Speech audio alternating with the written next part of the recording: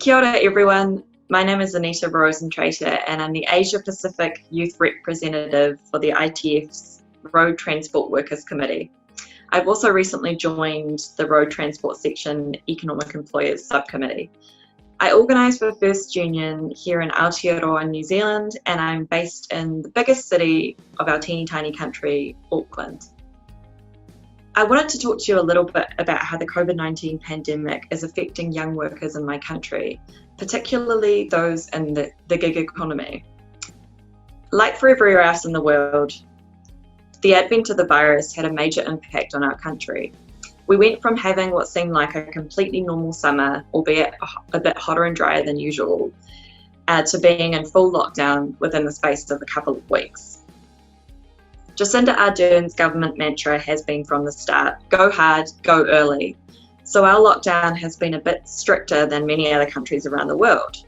The hospitality industry was completely shut down, which meant that there was no work for food delivery workers, whereas in other parts of the world they were experiencing this like takeaway mania.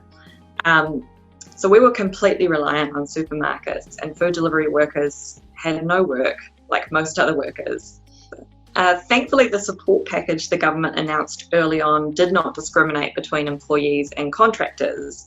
So workers in the gig economy, like food delivery workers and rideshare drivers, were covered in the same way that employees were. Some of them may have even been better off under the lockdown period because their income was more secure and steadier than it might normally have been as a member of the gig economy, so it was kind of sadly ironic.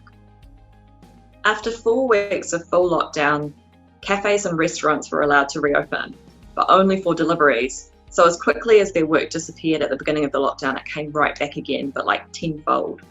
Much to the embarrassment of us as a nation, we apparently consumed about 5 weeks worth of takeaways in that first week.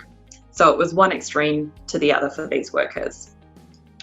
Rideshare drivers, on the other hand, were allowed to continue working as usual through the lockdown, but the demand just wasn't there, so there really wasn't much point.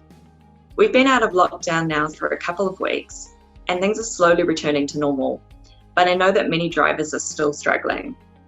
And, you know, in the long term, they're still at a disadvantage, even though they've received this government assistance, because they remain contractors. They have no job security and no income security. At First Union, our campaign, Real Work, Real Jobs, is about exactly this. We don't accept that the future of work is insecure. In fact, the future of work is still being designed by people. It's not this unavoidable, natural thing, like a slow motion tsunami washing over us, as much as it feels like that for a lot of us.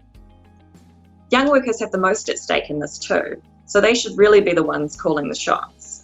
What do we want the future of work to look like? Probably not gig work. The great news is that workers in insecure jobs are still fighting, and here in Aotearoa in the last few weeks, we've had a couple of major wins. The first was a courier driver who the court said was an employee, not a contractor. And the judge said, if you're serving someone else's business, not your own business, then you're an employee. Seems simple, really. The second case was 4 taxi drivers who were also deemed to be employees, not contractors.